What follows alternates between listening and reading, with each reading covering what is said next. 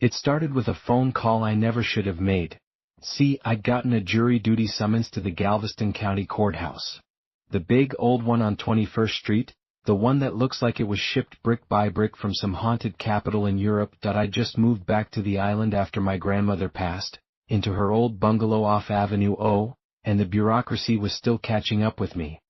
The summons had my name, Michael Evans, but the address was slightly wrong. I figured I'd call, get it straightened out, and be done with it.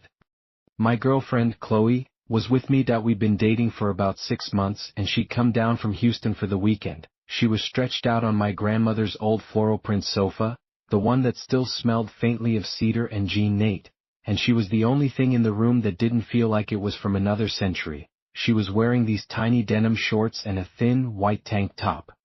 No bra. I kept getting distracted by the way the soft fabric clung to the curve of her breasts, how the outline of her was so perfectly defined every time she shifted. She was scrolling on her phone, one leg hooked over the back of the sofa, and her foot was bare, her toes painted a deep, bloody crimson. I remember staring at the delicate bones of her ankle, at the way the nail polish looked against her pale skin, and thinking how badly I wanted to put my mouth there. It was a raw, stupid thought, the kind that hits you out of nowhere and makes you feel a little guilty. Just call them Mikey, she said without looking up, her voice a lazy drawl. It'll take 5 minutes. Mikey. Only my grandmother ever called me that. When Chloe said it, it felt intimate. A little wrong, but in a good way. It made my skin prickle. Yeah, all right, I said, pulling out my phone. I found the number for the Galveston County Clerk's office online and dialed. The line clicked and a flat, automated female voice began. Asterisk, thank you for calling the Galveston County Courthouse. For English, press 1. Asterisk, I pressed 1. The sound of the air conditioner kicking on in the window made me jump. The house was always too quiet. Asterisk, please listen carefully as our menu options have changed. Asterisk, there was a burst of static, sharp and sudden, that made me pull the phone away from my ear for a second. When I put it back, the voice was continuing. Asterisk, to speak to a representative about jury duty, press 2. For case information, press 3. For all other inquiries, press 4. Star. I pressed 2. There was a long pause, filled with a hollow, windy silence, like holding a seashell to your ear. I could hear Chloe humming softly to herself. I watched the way her tank top strap had slipped down her shoulder, revealing the smooth, sun-kissed skin of her collarbone. Then the voice returned, but it was different, slower. The cadence was off, the words stretching out like taffy. Asterisk, hello. Mikey. Asterisk, I froze. The phone felt suddenly cold against my ear. What? I said, more to myself than to the recording. Chloe looked over. What's up? I shook my head, forcing a smile. Nothing, weird static. But the voice wasn't done. It was whispering now, a dry, papery sound that seemed to seep directly into my ear canal. Asterisk, we've been waiting for you to call, Mikey, Grandma misses you. Asterisk, my blood went cold. A full body chill, the kind that locks your joints. I could feel the pores on my arms tighten. Grandma. She'd been the only one who ever called me Mikey. She'd been dead for 8 months. Who is this? I demanded, my voice tight. Chloe sat up, her brows furrowed. Mike? What's going on? The voice on the phone gave a soft, staticky sigh. Asterisk, don't be late for dinner, Mikey, you know how she worries? Asterisk, then, a dial tone. A loud, blaring, normal dial tone. I stared at the phone in my hand, the screen now dark. My heart was hammering against my ribs like it wanted out. What the hell was that? Chloe asked. She swung her legs off the sofa and walked over to me. I could smell her perfume, something light and floral, and it mixed nauseatingly with the old house smell. She put a hand on my arm, her touch warm and real, and for a second it grounded me. But then my eyes dropped to the V of her tank top, to the shadowed space between her breasts, and a completely inappropriate, frantic thought shot through my fear. I could just bury my face there and forget this happened. It was a prank, I said, the lie feeling flimsy in my mouth. Some kids must have hacked the courthouse line or something. It called me by my childhood nickname. Mikey? She said, and a small teasing smile played on her glossy lips. That's cute. It didn't feel cute. It felt like a violation. A deep, personal one. I tried to shrug it off. I poured myself a glass of water, my hand shaking just enough to make the ice cubes clink. Chloe went back to the sofa, but the relaxed mood was broken that I kept glancing at my phone, half expecting it to ring again.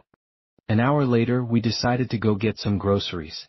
The heat outside was a physical weight, thick with the salty damp of the Gulf. The bungalow was on a quiet, oak-shaded street, and as we walked to my car, I had the distinct, prickling feeling of being watched. The kind of feeling that makes the fine hairs on the back of your neck stand up that I scanned the street. It was empty except for an old, beat-up pickup truck parked a few houses down. It was a rusted-out Ford from the 80s, a color that might have once been blue. Something about it seemed parked. Not waiting, just there. I shook it off. Paranoia. The phone call had spooked me, that was all. The H-E-B on 61st Street was its usual chaotic self. We were in the cereal aisle, arguing playfully about the merits of Lucky Charms versus Raisin Bran, when I saw him. He was at the far end of the aisle, just standing there, looking at us. A tall, gaunt man, maybe in his late 50s, with hair the color of dry straw and a face that was all sharp angles and sun-leathered skin. He was wearing a faded plaid shirt and jeans, and he was just staring. Not at me, not at Chloe, but at the space between us. His eyes were a pale, watery blue, and they didn't seem to blink. "What about this one?" Chloe said, holding up a box of Frosted Flakes. She leaned forward, and the neckline of her tank top gaped open. I had a perfect, dizzying view down the front of her shirt, of the soft, pale swell of her breasts. My mouth went dry. For a split second, the man, the phone call, everything was pushed out by a surge of pure animal want. Then I looked back down the aisle. He was gone. "Yeah, fine, whatever," I said, my voice rough. We finished our shopping, the cart feeling flimsy and loud. I kept scanning the crowds, my neck tense. I didn't see him again until we were in the checkout line. He was in the next lane over, 2 people ahead. He wasn't buying anything. He had no cart, no basket. He was just standing there, his hands hanging limp at his sides, staring straight ahead at the cashier. The cashier, a pimply teenager, seemed completely unaware of him. The man's head was tilted slightly, as if he was listening to a faint, distant sound. As our line moved forward, his head swiveled. Slowly, deliberately, those pale eyes locked onto mine. He didn't smile, he didn't frown, he just looked. And then his lips moved. I was too far away to hear, but I could read the shape of the word. Mikey. A cold fist closed around my heart. I grabbed Chloe's arm, probably too hard. "Ow, Mike, what?" "Let's go, now. We're next in line." "I don't care. We're leaving." I abandoned the full cart right there in the aisle, pulling her with me towards the exit. I didn't look back. I could feel his gaze on the back of my neck, a physical pressure, like a thumb pressed between my shoulder blades. I in the car, I fumbled with the keys, my hands slick with sweat. Chloe was pissed. "What the hell is wrong with you? That was so rude, and we have no food now."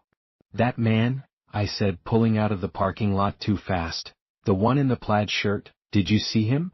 She was silent for a moment, buckling her seatbelt. "What man?" "I didn't see anyone. You've been acting weird since that phone call." That was the worst part, she hadn't seen him. It was like he was only for me. Back at the house, I locked the door and drew all the blinds. The familiar living room felt different. The shadows in the corners seemed deeper, more substantive. The photograph of my grandmother on the mantel, her smiling, holding me as a toddler on her lap, seemed to watch me with new eyes. I tried to rationalize it. A coordinated prank. A weirdo who happened to know my name. But how? How could he know about Mikey? How could the automated system know? I decided to call the courthouse again. This time I'd record it. Chloe was in the shower. I could hear the water running, a steady, domestic sound that should have been comforting. I sat at the kitchen table, my phone on the wood, the recorder app opened. I took a deep breath and dialed. Thank you for calling the Galveston County Courthouse. For English, press 1. I pressed 1. No static this time. Please listen carefully, as our menu options have changed. To speak to a representative about jury duty, press 2. For case information, press 3. For all other inquiries, press 4. I pressed 2. The hold music started. It was supposed to be a bland, instrumental version of some pop song, but it was corrupted. It kept skipping, a single, dissonant chord repeating over and over, did-a-da-deem, did-a-da-deem. Then a click, Asterisk Mikey. Asterisk it was the same voice that a whisper, layered over with the sound of faint, crackling flames. Asterisk you're still in the house. She doesn't like you bringing girls here, Mikey. Not this one. Her ankles are too thin. Asterisk I stared at the phone, my breath caught in my throat. Her ankles are too thin. I had just been staring at Chloe's ankles not 3 hours ago. The thought had been in my head, private mine. Asterisk she wants you to come home, Mikey, for good. Star. The line went dead, the shower shut off. A moment later, Chloe emerged from the hallway wrapped in a towel. Her skin was flushed pink from the heat, droplets of water clinging to her shoulders and the tops of her breasts. The towel was tucked tightly just above her chest, and her legs were bare and glistening. She looked incredible, a vision of clean, warm life. And all I could think was, her ankles are too thin. Did you get through? She asked, running a hand through her wet hair. I couldn't speak. I just nodded, my eyes fixed on the delicate bones of her feet against the worn linoleum floor. That night, I couldn't sleep. Every creak of the old house was a footstep. Every rustle of the oak trees outside the window was a whisper. Chloe slept soundly beside me, her body a warm curve in the darkness. The sheet had slipped down to her waist, and in the faint moonlight filtering through the blinds, I could see the smooth, perfect line of her back, the gentle dip of her spine. I felt a familiar stir of desire, but it was immediately choked by a vine of fear. Asterisk she doesn't like you bringing girls here, Star. I got up, my heart thudding, and went to the kitchen for a glass of water. The house was silent, but it was a listening silence. I felt like an intruder in my own home. I stood at the sink, looking out the window into the backyard. The moon was bright, casting sharp, black shadows from the pecan tree. And there he was. The man from the grocery store. He was standing under the tree, perfectly still, his pale face turned up towards my window. He wasn't looking at the house, he was looking at the second floor. At my bedroom window. At where Chloe was sleeping. I stumbled back from the window, my hip hitting the edge of the counter with a painful thud. When I looked again, he was gone. Nothing but shifting moonlight and the dark, twisted shape of the tree. I spent the rest of the night on the couch, a baseball bat on the floor beside me, jumping at every sound. I must have dozed off just before dawn, because the next thing I knew, sunlight was streaming through the blinds and Chloe was standing over me, dressed and looking concerned. You okay? You were gone when I woke up. I sat up, my neck stiff, my mouth tasting like fear. Yeah, just couldn't sleep. I didn't tell her about the man in the yard. What would I say? She already thought I was losing it. The day passed in a fog of exhaustion and paranoia. I jumped when the mailman came. I flinched when my phone buzzed with a normal text. Chloe, sensing my mood, decided to go for a walk on the seawall to give me space. I watched her go from the window, her tight jeans hugging the sway of her hips, her ponytail bouncing with each step. A part of me, the part that was still a functioning human male, noted the way the denim stretched across her backside. The other part, the scared animal part, was just relieved she was leaving the house. It felt safer when she wasn't here, for her and for me. The moment she was out of sight, the silence in the house deepened. It was a heavy, expectant silence. I wandered through the rooms, feeling like a ghost. I ended up in my grandmother's room. I hadn't really changed anything in here. Her quilt was still on the bed, her perfume bottles were still on the dresser, her Bible was on the nightstand. I picked up the Bible. It was old, the black leather cover soft and worn. A photograph fell out from between the pages. It was a Polaroid, faded and yellowed. It was a picture of me as a boy, maybe 5 years old. I was sitting at this very kitchen table, eating a bowl of cereal. I was wearing my favorite He-Man pajamas. I didn't remember this picture being taken. I turned it over. On the back, in my grandmother's elegant looping cursive, it said, Mikey's favorite. He always eats all his crusts for me.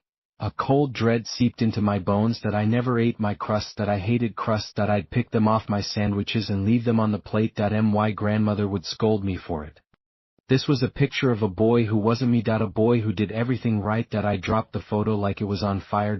My heart was a frantic bird beating against my ribs. I backed out of the room, my eyes scanning the shadows, half expecting to see that other boy, that good crust-eating Mikey, standing there. My phone rang, shattering the silence. I flinched so hard I almost fell. It was Chloe. Hey, I answered, my voice shaky. Mike, you need to come get me. Her voice was thin, scared. There's a man that he's been following me, that he's just standing there watching me. Where are you? I was already grabbing my keys, my blood running cold. On the seawall, near the pleasure pier. By the big rock jetty. Please hurry. I ran to my car and sped towards the seawall. The bright, touristy normality of it all was a surreal contrast to the terror coiling in my gut. Families with kids, people on rental bikes, the smell of salt and fried food. And somewhere in all that, Chloe was being stalked.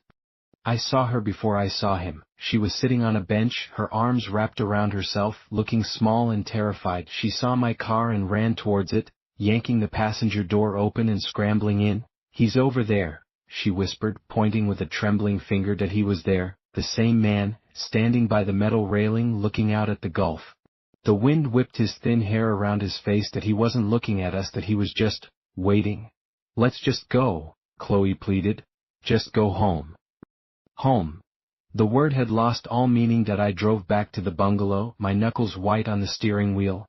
Chloe was crying softly beside me. That I reached over and put a hand on her thigh, wanting to comfort her, but my touch felt clinical, disconnected. That I was aware of the firm muscle under her jeans, the warmth of her skin, but it was like reading a description in a manual.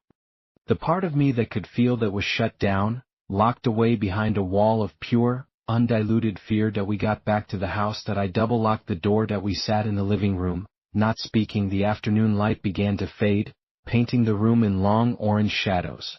The silence was unbearable. My phone buzzed. That a text from an unknown number. That I opened it.